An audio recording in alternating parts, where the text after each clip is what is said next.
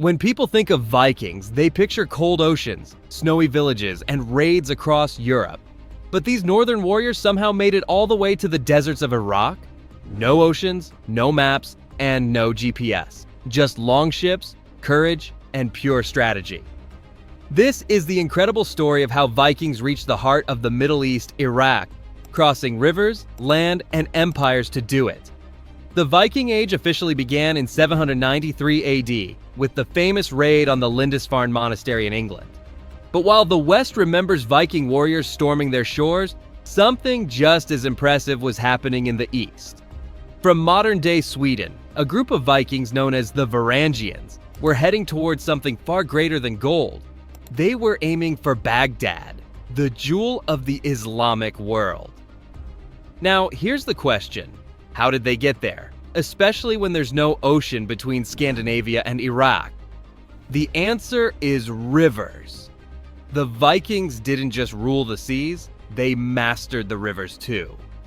Their longships were built with shallow keels, allowing them to sail in very low water.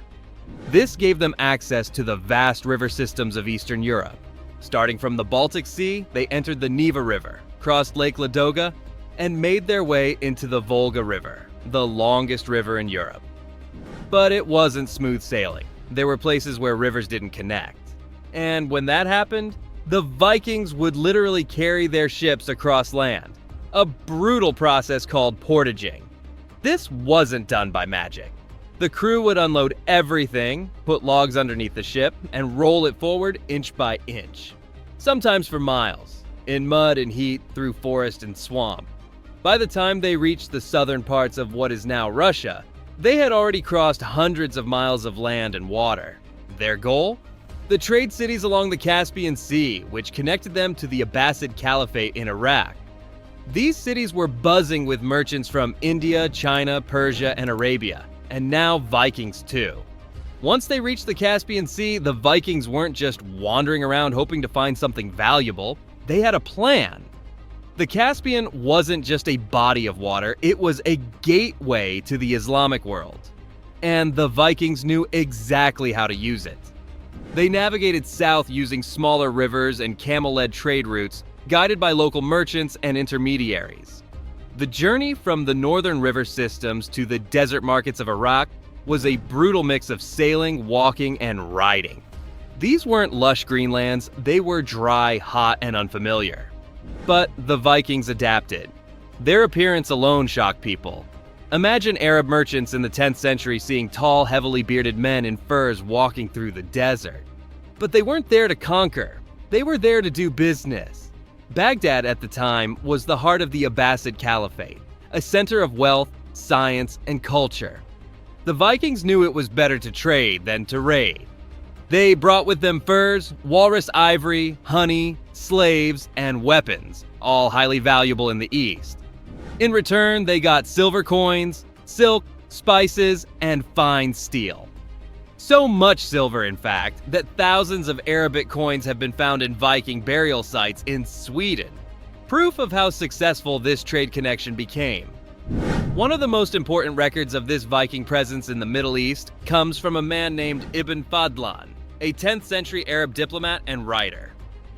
In 921 AD, he met a group of Norse traders along the Volga River. His writings describe their appearance, customs, hygiene, or lack of it, and even their funerals in great detail.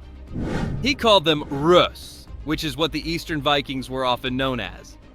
According to Ibn Fadlan, the Vikings were fierce and fearless, but also curious, social, and eager to understand new cultures.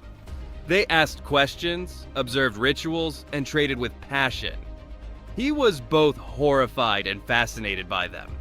His accounts are some of the only first-hand descriptions we have of Vikings in that part of the world. But wait a second, liking the video so far? Give it a thumbs up and subscribe to the channel, it helps us bring more Viking legends back to life. Surviving in the desert was nothing like surviving in Scandinavia. The freezing winds and pine forests of the north were replaced by blazing sun and endless sand. But the Vikings were not foolish. They didn't arrive in Iraq wearing bear fur and swinging axes. They adjusted. For one, they learned to dress for the heat. Ibn Fadlan wrote that the Vikings wore silk garments and traded heavily for Eastern fabrics. Silk wasn't just for show, it helped them handle the scorching climate. They also adapted to local food and water sources, learning to eat preserved meats, dates, and flatbreads instead of their usual northern stews. But they didn't live in tents out in the open. In many cases, they set up trading outposts near large cities or along caravan routes. These weren't full settlements like in England or France, but temporary camps where they could trade goods, rest, and prepare for the long return journey. They also learned how to move like locals. In areas where their longships couldn't go, they used camels to carry goods across land. Vikings riding camels through desert markets sounds like a joke, but that's exactly what happened. It was the only way to travel deep into the Abbasid-controlled territory. One major hub for Viking trade was the city of Baghdad, one of the richest cities in the world during the 10th century. While there's no proof that they entered the city walls in large numbers, they certainly traded in nearby markets under caliphate control. Baghdad was protected and strict with foreign presence, but money talked. And the Vikings brought a lot of it. They didn't just trade, they observed, adapted, and even respected parts of the culture. Some scholars believe a few Vikings may have even converted to Islam for trade benefits, or at least adopted certain customs while in the region. But despite the distance from home, they didn't lose their identity. In fact, back in Sweden and Russia, their wealth and stories from the East increased their status. A Viking who had returned from Baghdad wasn't just a trader, he was a legend. The journey back from Iraq wasn't easy.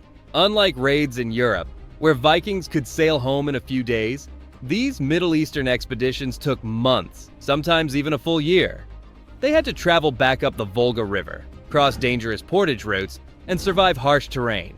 But they didn't return empty-handed. Their longships were filled with silver coins, silks, spices, glassware, and even stories of wonders they had seen. The Abbasid silver dirhams they brought back flooded the north. In fact, archaeologists have found over 100,000 Arabic silver coins buried in Viking graves across Sweden, Norway, and Denmark, most dating between 800 AD and 950 AD.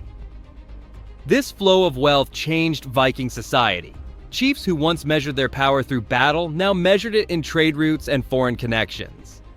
The warriors of the past were slowly turning into merchant princes. Their impact also spread through language and culture. The Vikings who settled in Eastern Europe, called the Rus, are believed to have laid the foundation for what would later become Russia. The very name Russia comes from Rus, a term used by Slavic and Arab writers to describe these Norse traders. By 950 AD, Viking trade networks stretched from the North Sea to the Persian Gulf. Some even reached the Indian Ocean, though few went that far personally. Still, goods from as far as India and China were showing up in Viking trade hubs like Hedeby and Birka. What's fascinating is how seamlessly they blended with foreign systems when needed. In the Islamic world, they learned the value of written contracts, negotiation, and diplomacy, while Vikings in the West were still attacking monasteries. Those in the East were sitting across from scholars and diplomats in silk robes, talking trade over spiced wine. Yet, their presence wasn't always peaceful. There are historical records that in 943 AD, a Rus fleet, likely made up of Vikings, launched a violent raid in the Caspian region. So while many Vikings came as traders, some never fully dropped the sword. Still, these eastern journeys show a different side of the Viking story. Not just raiders, but explorers, survivors, and businessmen who reached farther than anyone imagined. By the end of the 10th century, the Eastern Viking expeditions began to slow down. The Abbasid Caliphate had started to decline, regional powers took control of different parts of the Middle East, and new trade routes were emerging elsewhere. But even as their voyages to Iraq became less frequent, the legacy of those journeys remained. Back home in Scandinavia, stories of the road to Baghdad became the stuff of legend. Young warriors dreamed not just of fighting in England, but of walking through desert cities, trading with exotic merchants, and returning with more silver than their village had ever seen. Viking sagas may not have detailed these journeys the way they describe battles, but the evidence is everywhere, from coins to weapons to Arabic-inspired jewelry found in Norse graves. And their influence didn't vanish in the Middle East either. The Vikings helped connect Europe and the Islamic world in a way no one else had done before. Their trade missions brought northern furs to the hot cities of Iraq and Arabic silver into the cold lands of Scandinavia. This exchange didn't just move goods, it moved ideas, technologies, and even beliefs. Some historians believe that Viking ship design was later copied or adapted in parts of Eastern Europe and beyond. Others point to Viking-influenced settlements, like those built by the Rus, which adopted both Slavic and Islamic elements over time. It was a blend of cultures, unexpected but powerful. Perhaps the greatest surprise is just how far these so-called barbarian warriors truly reached. From North America to North Africa, from the Arctic Circle to Baghdad, they covered more ground than most empires ever did. And they did it not through massive armies or imperial rule, but through adaptability, fearless exploration, and smart trading. So the next time you hear the word Viking, don't just think of helmets and raids. Think of sun-scorched deserts, markets filled with spices, and Norsemen riding camels past palm trees. Because the Vikings didn't just invade, they connected the world. And somehow they reached the heart of the Middle East, without a single ocean in the way. If this story surprised you, imagine what's coming next. Like, share, and subscribe so you never miss a lost chapter of Viking history.